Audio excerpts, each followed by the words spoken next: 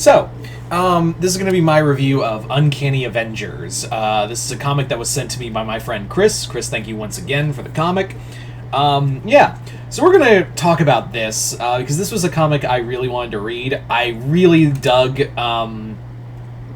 Uncanny Avengers when it was coming out. I really enjoyed it, so to see it follow up as like a story arc set during the Fall of X, I thought it'd be really cool to like talk about it and give my thoughts on this incarnation of Uncanny Avengers, and hopefully it generates enough hype to get another Uncanny Avengers series from it.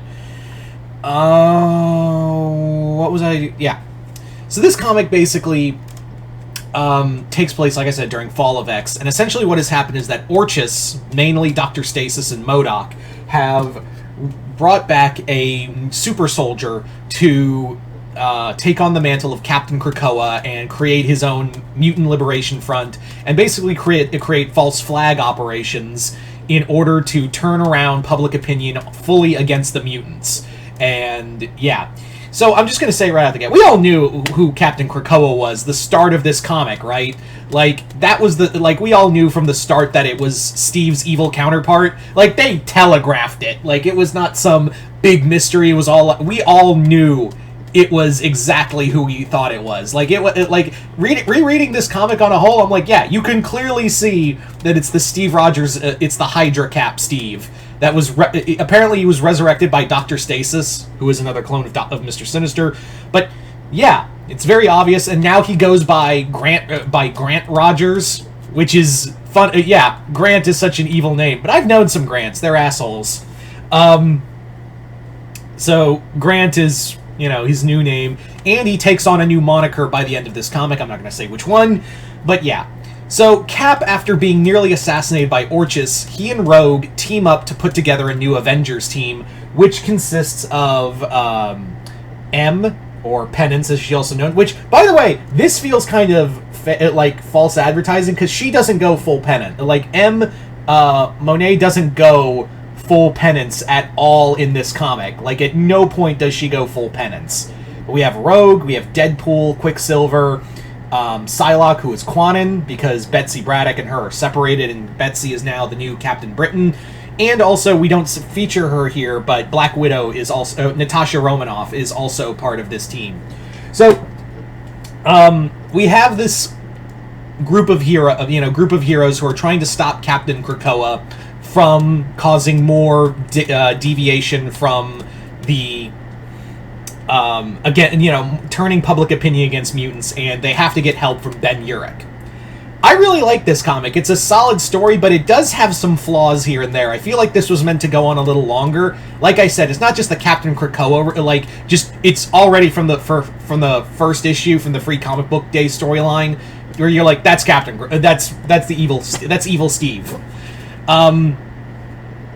The other thing is like during the Free Comic Book Day special, there's a moment where we have Deadpool's daughter it is his daughter, who basically gets attacked by a group of Stark Sentinels and Orchis, and we don't see what happens next with that. We don't see what happens next with that. Deadpool doesn't bring that up at all in that storyline. It's just, her kid's a mutant, and now, was she killed? Was she taken? They never bring that up. So it's kind of a plot line they never cycle back to.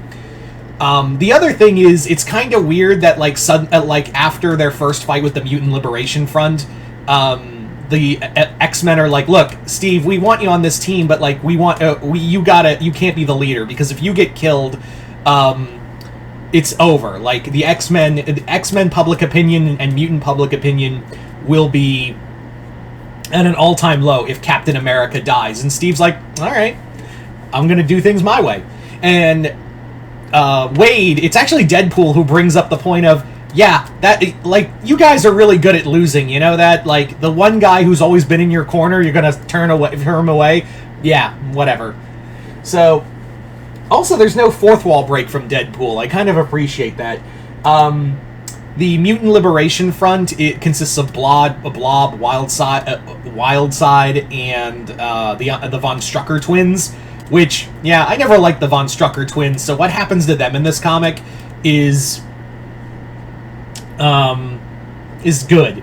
Also, the other thing is, like, Psylocke basically tells Cap, look, M and I are gonna kill people when we want it, if possible. And Steve's like, all right, yeah, this is war. Like, they declared war on America, they declared war on Krakoa.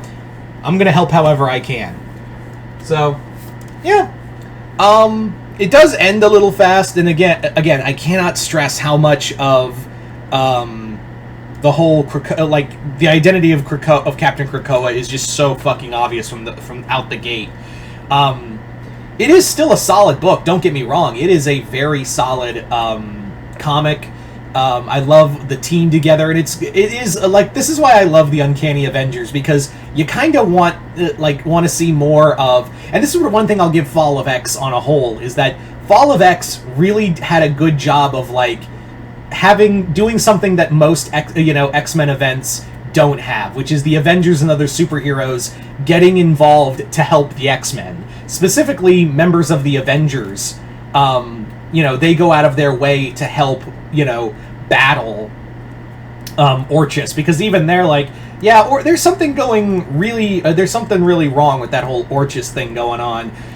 We gotta figure this shit out. Yeah. Also, Monet and Pietro get into a relationship that happens just instantaneously. You're just like, whoa, that was fast. And I don't know if they're still together. This is Marvel Comics, and we know how much they despise relationships. So who knows? The other thing is the artwork is pretty solid. And actually, the artwork actually reminds me a lot of. It reminds me a lot of Ed McGuinness's artwork. Like, yeah, the artwork really does remind me of Ed McGuinness. Just like the angles and whatnot. That's what it just kind of gives me that vibe of. All in all, this is a solid little miniseries in the events of Fall of X. It's very hopeful.